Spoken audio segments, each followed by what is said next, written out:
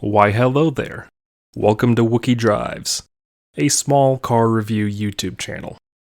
I know I reviewed a R32 Skyline last, so I definitely don't expect you to click on this video.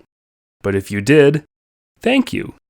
All cars tell a story, and the second generation Toyota Sienna is no different.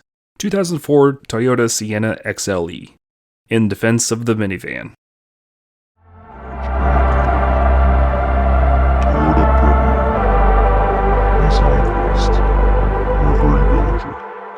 One van to rule them all. The minivan. What many would consider the most uncool of all vehicles. 20 years after their heyday, they don't dominate driveways of suburban homes like they used to. Over time, they've been replaced with third-row crossovers, so they're not as plentiful on our streets. On top of that, many automakers simply don't manufacture minivans anymore, or at least offer them in the States. Chevy, Ford, Dodge, Hyundai, Mazda, and plenty more rebadges from long-dead brands. Now you're simply left with 4 options. The Chrysler Pacifica and Voyager twins, the Honda Odyssey, the Kia Carnival, and the Toyota Sienna.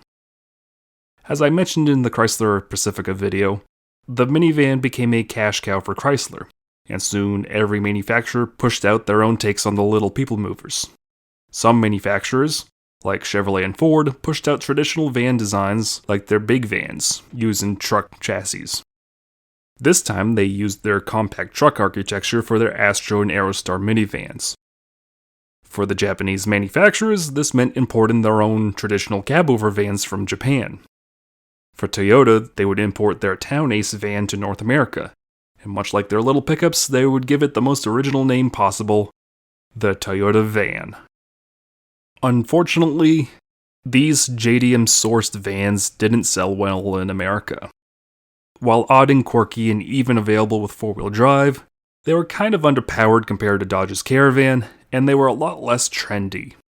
Chrysler had come out with the blueprints on what a minivan was, and everyone was trying to buck that trend and failing.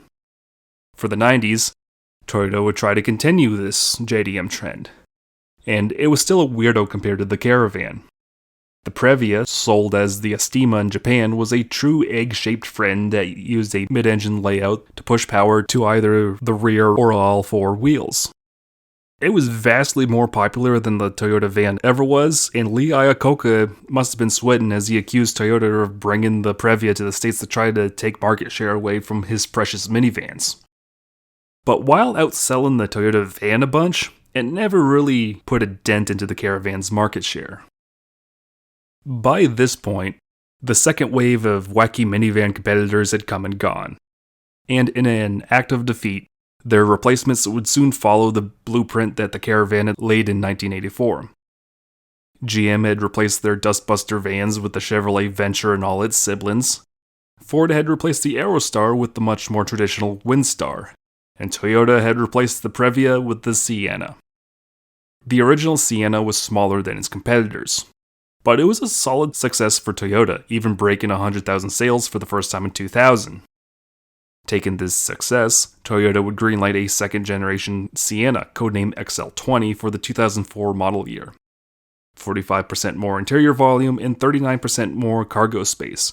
The new Sienna would finally be the same size as its competitors in this still ultra-competitive segment. Under the hood of the Princeton, Indiana-built XL20 Sienna would be a single-engine choice, the 3.3-liter 3MZ FE V6.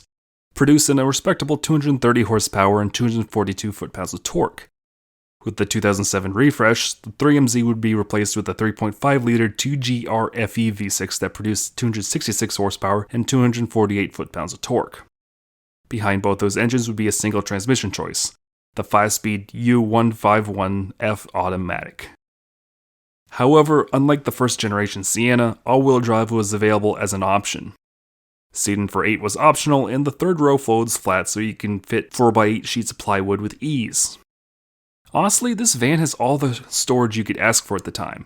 Keep in mind that Chrysler's Stow & Go wouldn't debut until a year after this van came out in 2005.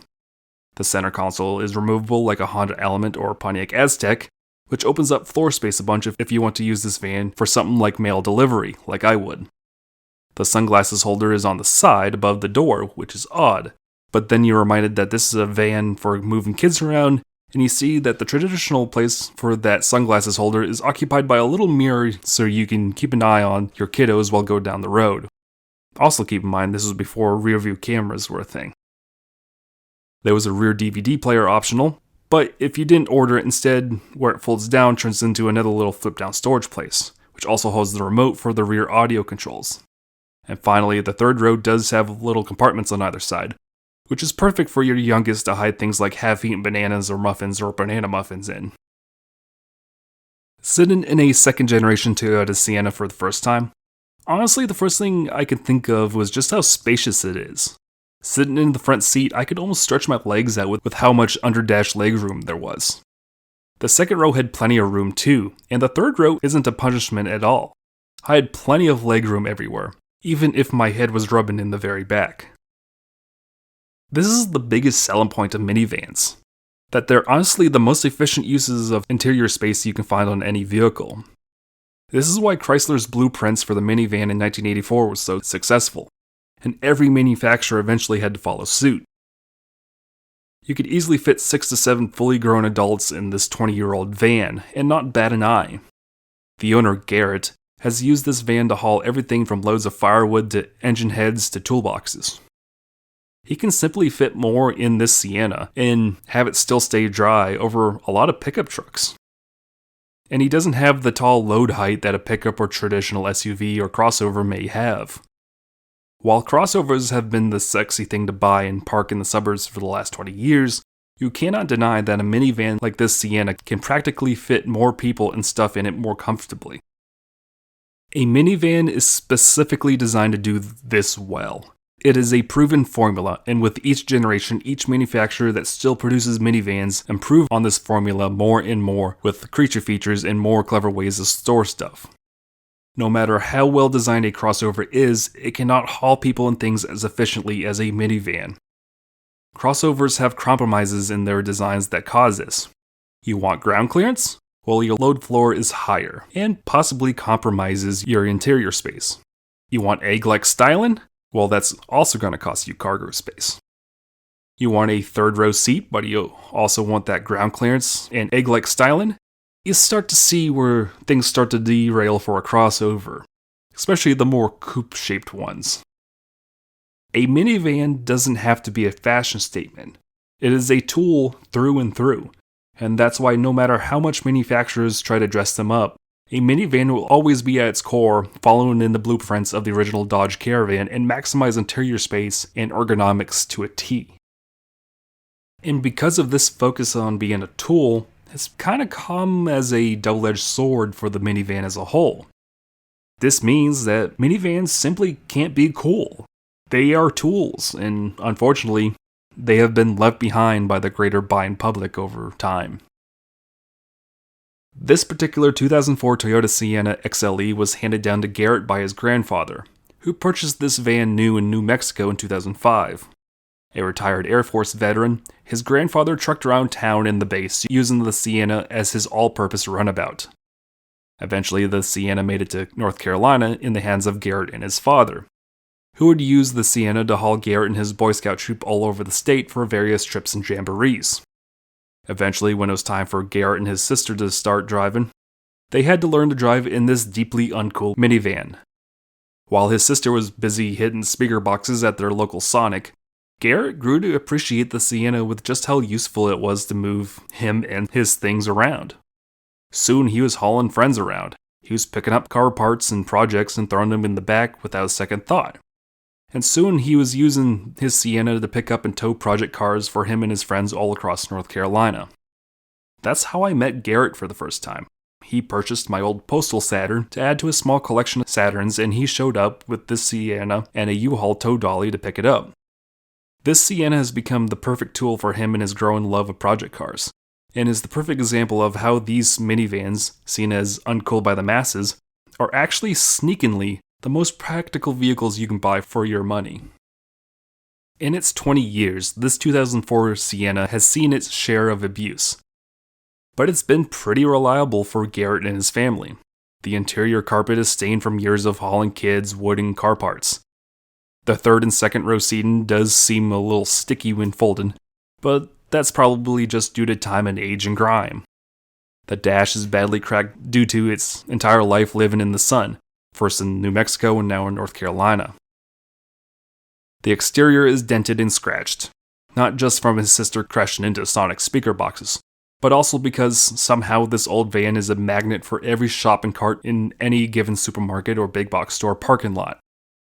He says it almost never fails. He almost always finds a shopping cart up against it because the public just simply doesn't care about this van like he does. They just see an old beat up van and they just let their carts roll into it like the animals they are. Kind of sad, but I experienced this too with my 2006 Nissan Pathfinder. For some reason, people just lacked respect and empathy for something like that, and I would find shopping carts all the time crashed into it, no matter how far back I parked in the parking lot.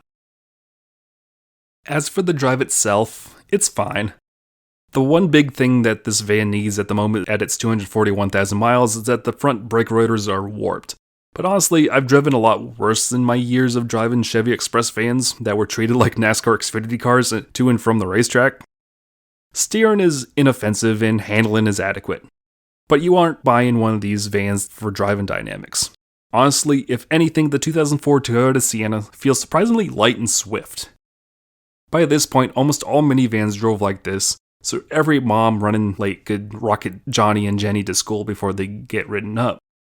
By the end of the third generation Sienna's lifetime, the V6 was pushing out nearly 300 horsepower, which is a number you wouldn't expect to hear from one of these unassuming blobs. Overall, the 2004 Toyota Sienna XLE is a fine example of where minivans were at the height of their dominance in our school parking lines. Impressively efficient cargo and people space, overbuilt to a T in typical Toyota fashion, surprisingly light on its feet, but the most uncool thing you could think of to roll up in. But a minivan isn't supposed to be cool. A minivan is supposed to be the most practical vehicle a family or working man could buy without going full-size truck. All of the extra goodies like power sliding doors and hatches, DVD players, and all sorts of cargo nooks and crannies are just added bonus as manufacturers were tripping over each other to try to sell these in 2004. And minivans have only gotten better over time. Interior tech has advanced remarkably, and the minivans that are still sold are still built with this eagerness to wow families alike. So yeah, this week I didn't drive something that one would say was cool, like that Skyline from the last episode. Instead, I've come to you in defense of the minivan, and why a 2004 Toyota Sienna XLE is quite possibly the most practical used car you could buy for your money. Have a good day, everyone. Thank you once again for watching another episode of Wookie Drives. Huge shout out to Garrett of Durham, North Carolina for letting me drive his old beat up van for this episode. If you have a car or truck you'd like to see on the show and happen to be in the Charlotte or Mooresville, North Carolina area, submit your car by emailing me at wookiedrives@gmail.com. That's right, submit your car to wookiedrives@gmail.com. That's wookiedrives@gmail.com. Don't forget to give the video a like, drop a comment with some feedback. Any sort of feedback or interaction with this video really helps small channels like mine grow in the algorithm. Share with all your old beat up Toyota Sienna friends. And finally, don't forget to subscribe and hit that bell for more Wookie Drives like these.